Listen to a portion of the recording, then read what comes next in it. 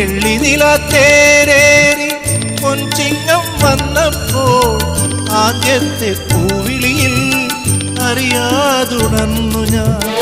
ജന്മപുണ്യമായി കൈവരും സ്വപ്നമായി തുമ്പിലയും നീർത്തിവച്ച് നോറ്റിരുന്നു ഞാൻ.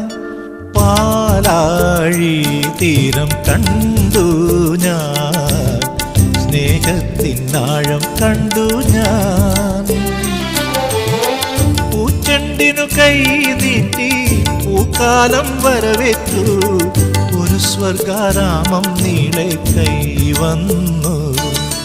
പാലാഴി തീരം കണ്ടു ഞാൻ, സ്നേഹത്തിനാഴം കണ്ടു.